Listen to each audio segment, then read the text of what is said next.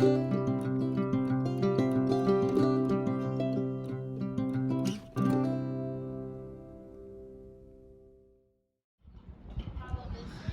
are looking at a view of all the boats on the marina of Camp Richardson in Lake Tahoe, California. And today is June 7th, 2023. Today we're going on a boat tour to the Viking Mansion, where we'll tour the mansion that's coming up. Yeah, we're going 25, 30 miles per hour.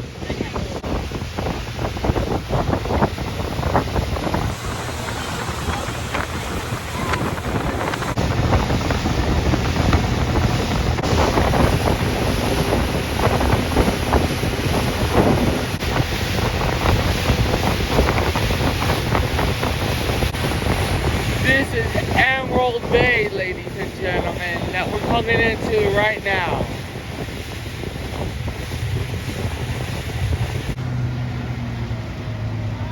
So coming up here is what I was talking about the water level.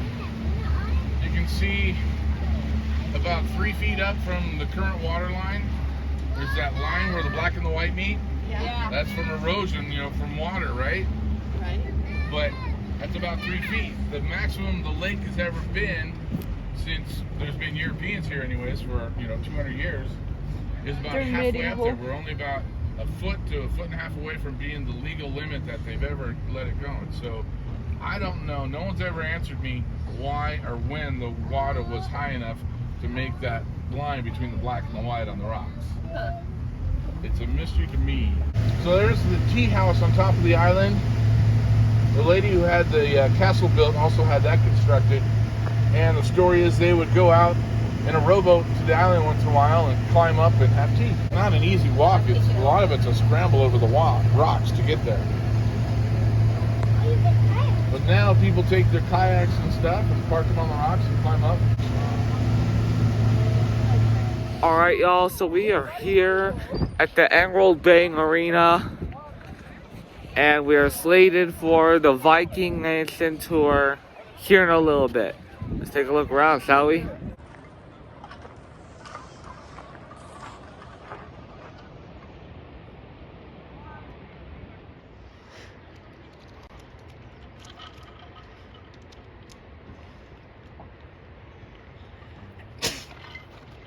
Bless you.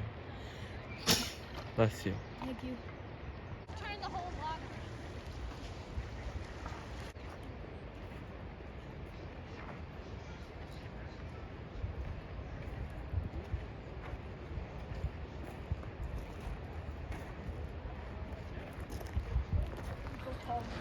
Alright, y'all, so we're about to embark on a small half-a-mile trail to Eagle Falls at Emerald Bay State Park. Let's check it out. That waterfall is extremely large. Not as large as some, though. It is loud in person.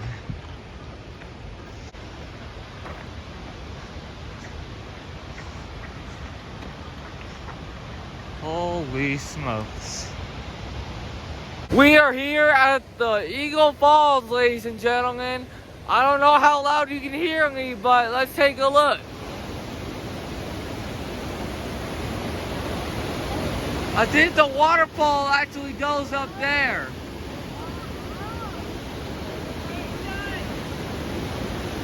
And then it actually goes down this way. Really raging river.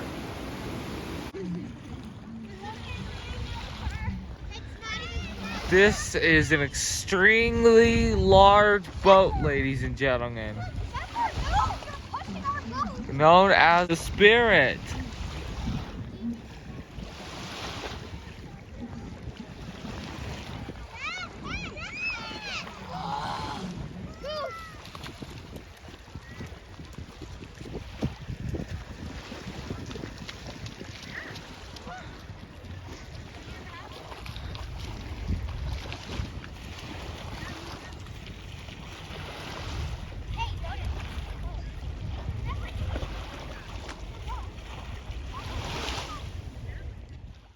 Okay, this next portion of the video is dedicated to the tour inside the mansion. Let's get it. Built it. Okay, so basically her name was Laura Knight. She was born in 1864 in Illinois. Her father was a corporate lawyer, and she married one of his attorneys, James Moore. They were married for 34 years. They made their fortune in the stock market. So Nabisco, U.S. Steel, Union Pacific, American Express, and countless others. They did have a son. His name was Nathaniel. He married Helen Fargo of Wells Fargo fame. Unfortunately, Nathaniel passed away at the age of 25. So Laura and James moved out west. His health was declining. They ended up in the Santa Barbara area, and he did pass away shortly thereafter. She did remarry Harry Knight, who was a family friend. That marriage lasted 5 years. They remained friends. They did get divorced. She came out here to visit her friends, the Armstrongs, who owned this property. And she had done a lot of traveling, and she really loved the Scandinavian architecture, country, everything. She said Emerald Bay reminded her of the fjords in Norway. So she offered to buy it. They said no at first. She asked a couple times, and then finally she hit the magic number. So in 1928, she bought 239 acres, including the island, and a parcel across the highway up there. And she paid $250,000, which at that time was a lot of money. So she did hire an architect, a Swedish architect, Mr. Leonard Palme, to build this place. She would not let him cut down any trees, like this big ponderosa pine behind us. He said this was his most challenging job because he wasn't allowed to cut down any trees. They laid the foundation in the summer of 1928, stopped for the winter. They came back in the spring of 1929. She hired 200 of the best craftsmen she could find, housed them in barracks down in this area here, and they built this place by the end of the summer, so about 5 months. You can see how some of it, the windows up top, are starting to fade. That little structure up there looked like that. It was refinished just about a year or so ago, and a lot of the money to do those projects comes from tour tickets, so we do thank you for that. And so once it was built, Laura and her family enjoyed it for 15 years. She came up in June of 1945, and about a week after, she passed away in her bedroom upstairs at the age of 82. So she was in her mid-60s when she built this. Her family didn't want Vikingsholm. They were all out on the East Coast, so it was sold to a rancher from Nevada. He owned it about a year, and then he sold it to Harvey West. Harvey West was a lumberman from Placerville, so he and his family used it for 5 years, and then he decided to sell. Unfortunately, the only interest he had was from a hotel chain who wanted to tear it down, put up a hotel, and make this a private resort. So fortunately, Harvey said no to that. And in 1955, he made a deal with the state of California. They could have everything, the furniture, the boats, the cars, everything. And they paid him $125,000. So it was basically a big donation. Yeah, so we're very fortunate. You gonna go on the end? Yeah. Okay, so what we're looking at here is just some different pieces. A lot of these is a reproduction. When a young woman in Sweden got married, her family would give this to the couple. Their initials are on one side of it, along with the date of their marriage, the year of their marriage. This three-legged peasant stool is from Finland. And then the table in front of the window is authentic 17th century chieftain's table, came from a castle in Norway. Particular ones have a couple little ones inside them. They're called pregnant dragons and they have more power. So in the house, I'm told there people have been able to find up to 60 dragons. So as you're walking through, look carefully, you might see some more dragons. The piano is 1929 Steinway. They keep it tuned and it supposedly sounds absolutely wonderful when it's played. Laura didn't play. Her guests would play after dinner. The room back here is her library. She did do a lot of business work while she was up here with her secretary. So she didn't let everybody into that room. It is a round room. Upstairs is a chieftain's bedroom. It's a tower room as well. And the rug that you can peek at in there, she bought it. It's a cashmere rug in 1928 for $40,000. So she didn't let everybody go in there. The ceiling is really Scandinavian with the painting on it. None of the work inside the house has been redone. It's all original. So we're gonna go out into the courtyard. It's gonna be warm out there. Yeah.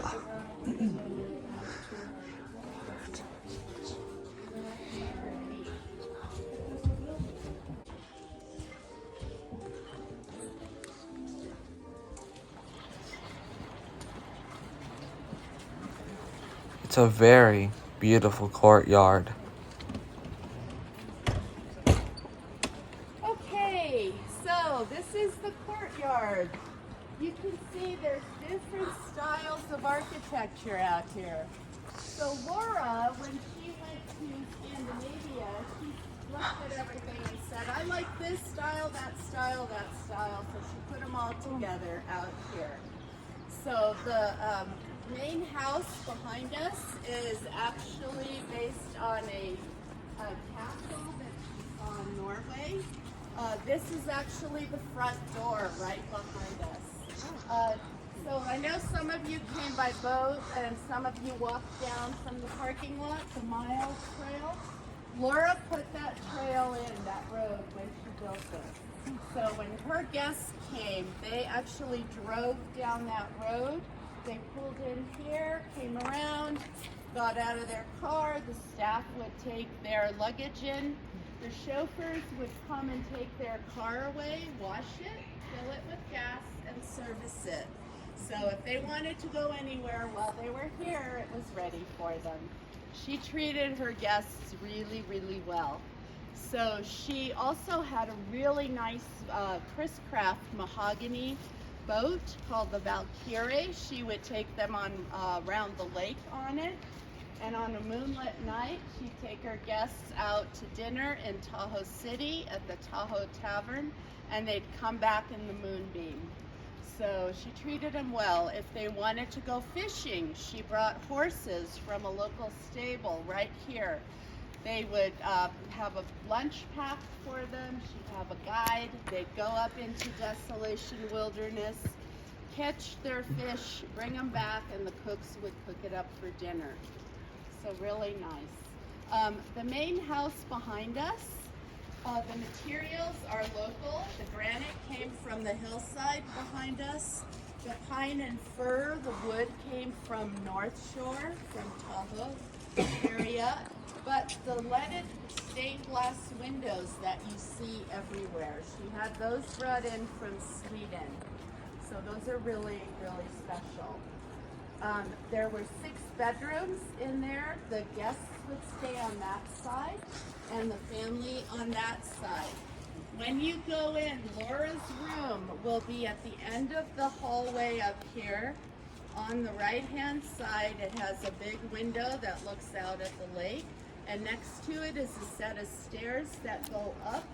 That goes to the 3rd floor, which you can kind of see from out here. That was her screened-in sleeping porch. She liked to sleep up there when it was a nice warm evening. So that is her area. The sod roofs that you see around were really common in Scandinavia. People used them for insulation. Laura just liked how they looked. She put in an irrigation system, which is still being used today. She also, she also would plant local Tahoe native wildflowers up there. Why it's so bright out here is because there were 3 big fir trees here initially, but a few years ago, State Parks found out they were diseased and they had to be cut down. That's why we have full sun. And you can see the door, which was refinished a couple of years ago, is already starting to fade. The sod roofs are going to need to be replanted with sun-loving grass. The ones up there don't like it as much. Again, tour tickets help with all of that, so thank you again. These buildings on the side were meant to look like peasant homes and garages. And this building behind us was based on an 11th century church that she saw. The Vikings were just starting to get into Christianity, but they still wanted their own beliefs. So the dragons on the top meant to keep out those evil spirits.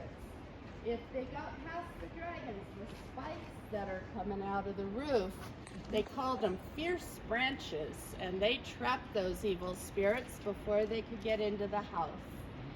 So that building housed her cooks on the bottom right-hand side. There is a door open that will show you the cook's room. The cooks were special. They had their own bedroom and bathroom. Okay, keep them happy because they cook. The maids lived in this section here. 4 maids. They had their own bedroom, but they shared a bathroom. And this section, when you look in the dining room inside, you'll look into the maid's pantry, which goes into the kitchen that you'll see there. And that also will go next to the staff dining room. She treated her staff so well. She kept them employed during the Depression. She put their kids through college if they wanted to go, and she paid them top wages. She also had in her will $1,000 for each year they worked for her. Some of them 15 to 20 years. So we're going to open those doors. We keep them closed because of the little 4-footed critters that like to go in. But we're going to open those. The cooks is open. We'll open this one. You can go in the house. And then when you leave, we'll exit through those stanchions. Okay, any questions? Charlie and I are both here. So thank you again. I have questions. You can go ahead. Yes.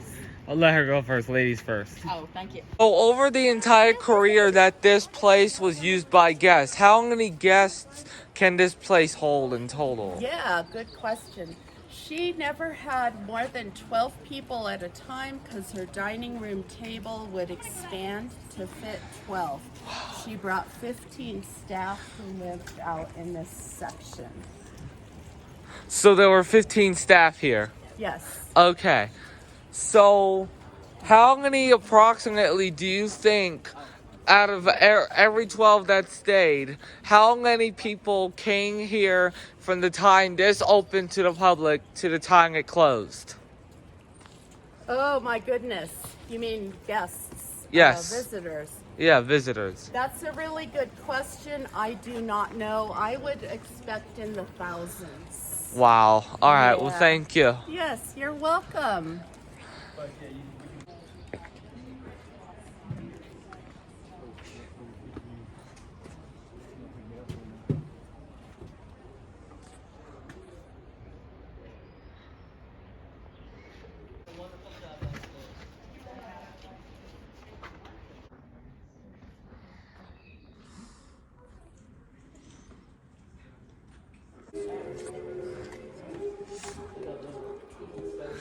This is the kitchen.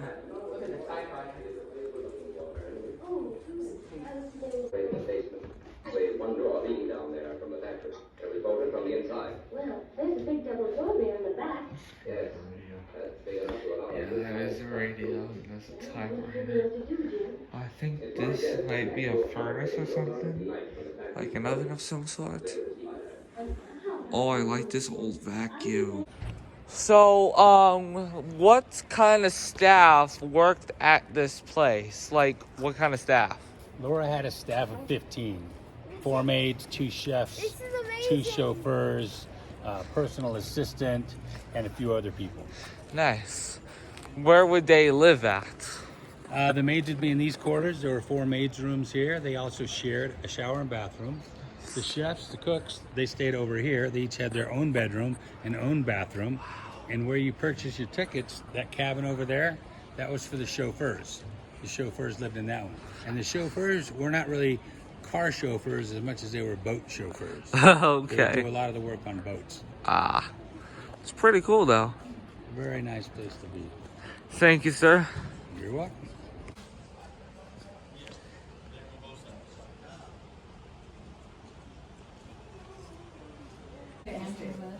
This is actually a really cool clock right here. Take it out.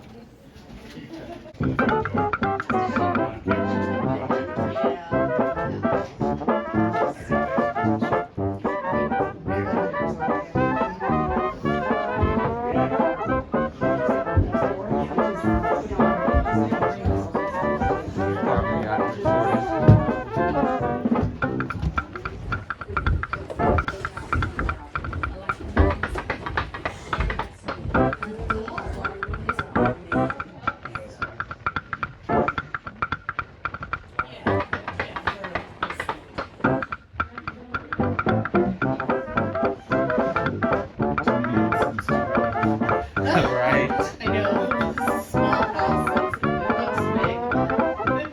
Looks big. Goes down to the kitchen. Very impressive. One of these 3 rooms, this one,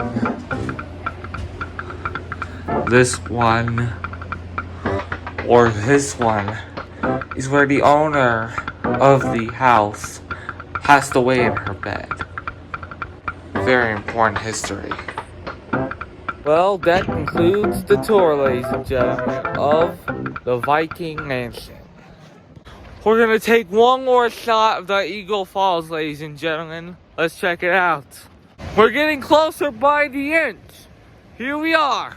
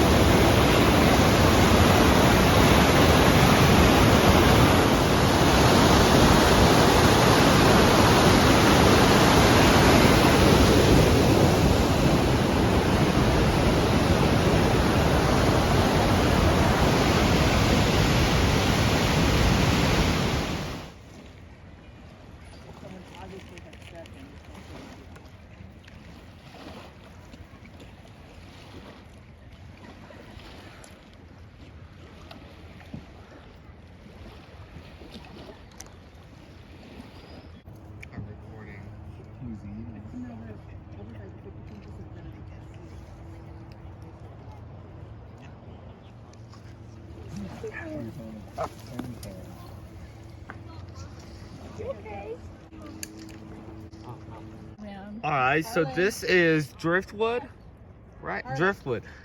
Okay, go ahead and turn it around, please.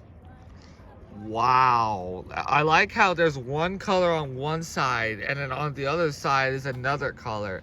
That is definitely unique. Wow. Thank you so much for showing me that.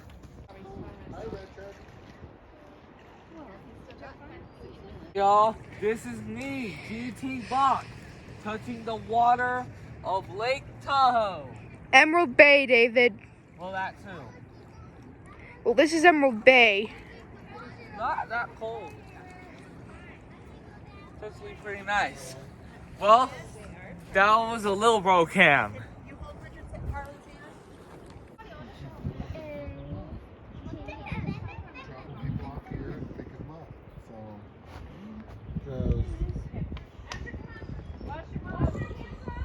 We departed at 1.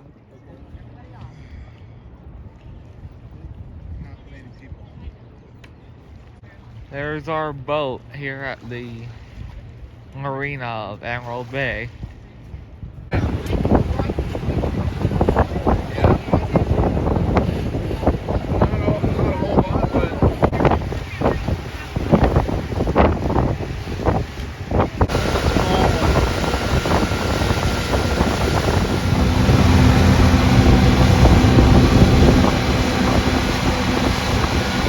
Almost to the port, ladies and gentlemen.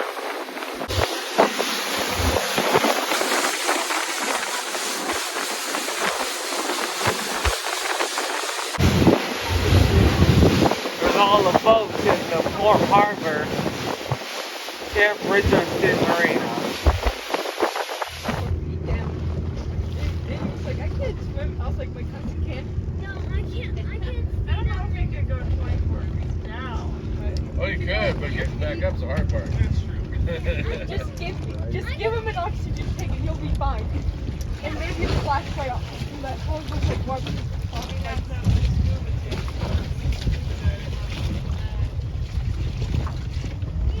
I'm only a swimmer. I don't like swimming.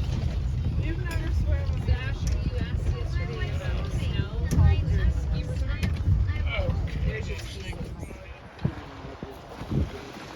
It's very cool. We're having fun.